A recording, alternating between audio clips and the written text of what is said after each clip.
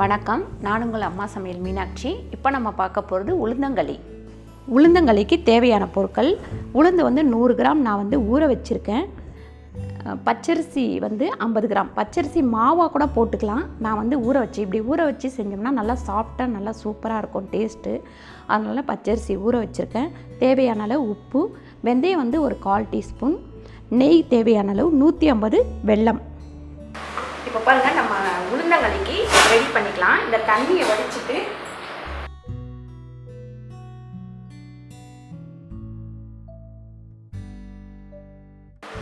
அதுக்கடுத்து நம்ம அரிசி இதெல்லாம் நான் ஊற வைக்கும் போதே நல்லா கழுவிட்டு தான் ஊற வச்சுருக்கேன். அதனால் இப்போ நம்ம ஸ்ட்ரெயிட்டாக அப்படியே போட்டுக்கலாம். எப்பவுமே நம்ம இட்லிக்கு ஊற வச்சாலும் எதுக்கு ஊற வச்சாலும் நம்ம நல்லா கழுவிட்டு ஊற வச்சிட்டோம்னா நம்ம அதை அப்படியே யூஸ் பண்ணிக்கலாம்.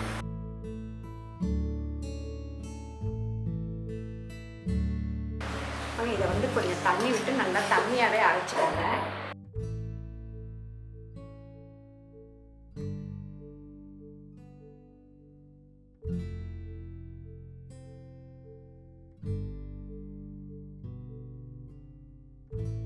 இதில் நம்ம ஊற்றி வச்சிடலாம்.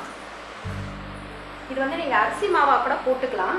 இப்படி செஞ்சோம்னா இன்னும் கொஞ்சம் டேஸ்ட்டாக இருக்கும். அதனால தான் நான் இந்த மாதிரி செஞ்சு காட்டுறேன் உங்களுக்கு. இப்போது நம்ம உளுந்தை போட்டுடலாம் ஜாரில்.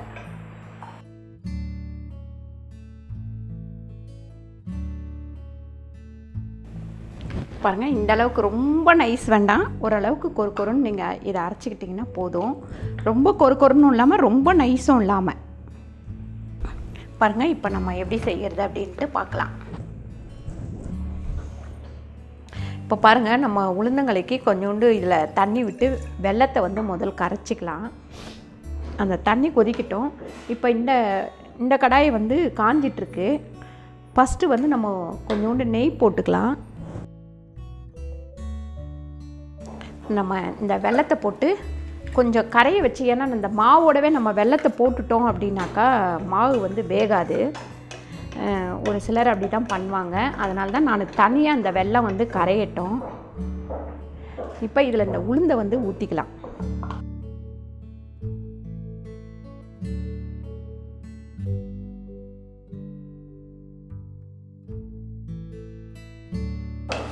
கொஞ்சம் இந்த உளுந்து கொஞ்சம் நேரம் அப்படி அடுப்பில் போட்டு கிண்டிட்டு அதுக்கப்புறமா நம்ம அந்த அரிசி மாவையும் ஊற்றிடலாம். வெந்தயமும் அரிசியும் நம்ம அரைச்சி வச்சுருந்ததை ஊற்றிடலாம். நீங்கள் இது கொஞ்சம் கை விடாமல் இப்படி கிண்டிக்கிட்டே இருந்தீங்கன்னா தான் நல்லா இதுவாகும்.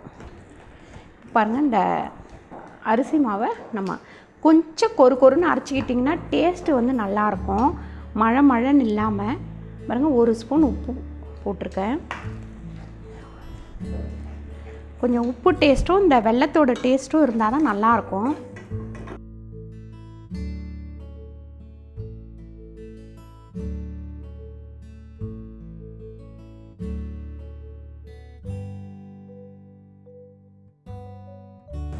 இது 3/4 வேக்காடு வெந்தவொடனே நம்ம வெல்லத்தை இதில் வடித்து போட்டுக்கலாம். இது பாருங்கள், இந்த களியை நீங்கள் வயசுக்கு வந்த குழந்தைங்களுக்கு டெய்லி அவங்கள நம்ம வீட்டில் உட்கார வச்சுருப்போம். அந்த டைம் இதை கலரி கொடுக்கலாம். அதுக்கப்புறம் உளுந்த உருண்டைன்னு சொல்லிட்டு ஒன்று பண்ணுவோம். அதெல்லாம் நான் அடுத்த வீடியோ போடுறேன். அது நார்மலாகவே அவங்களுக்கு மந்த்லி அதை ரெடி பண்ணி கொடுக்கலாம்.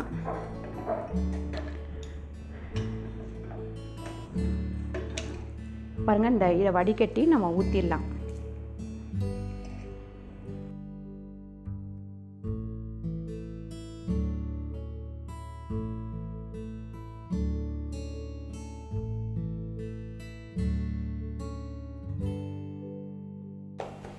கொஞ்சம் அடுப்பு ஐயில் வச்சுக்கோங்க.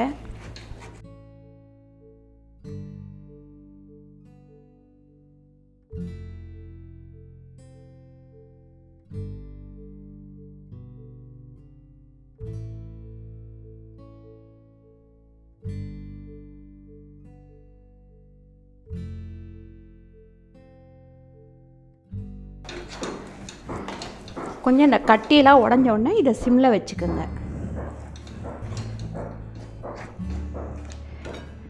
இது நீங்கள் நல்லெண்ணெய் வேணுனாலும் விட்டுக்கலாம். அதை விட கொஞ்சம் நெய் நல்லா வாசனையாக இருக்கும். அதனால் நெய் போட்டிங்கன்னா இன்னும் சூப்பராக இருக்கும்.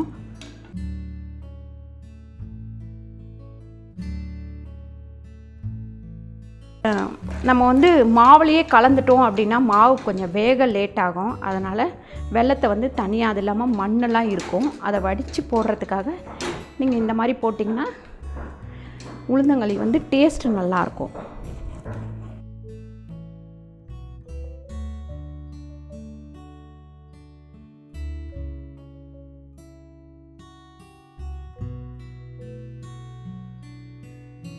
இப்போ கடைசியில் கொஞ்சோண்டு நம்ம நெய் இல்லைன்னா நல்லெண்ணெய் இப்படி போட்டுட்டு நம்ம கொஞ்சம் ஒரு கிண்டு கிண்டி இறக்கிடலாம்.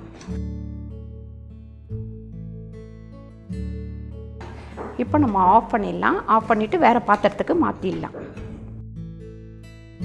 இந்த வீடியோ உங்களுக்கு பிடிச்சிருந்தால் லைக் பண்ணுங்கள், ஷேர் பண்ணுங்கள், சப்ஸ்கிரைப் பண்ணுங்கள், ஃபேஸ்புக்கில் ஷேர் பண்ணுங்கள்.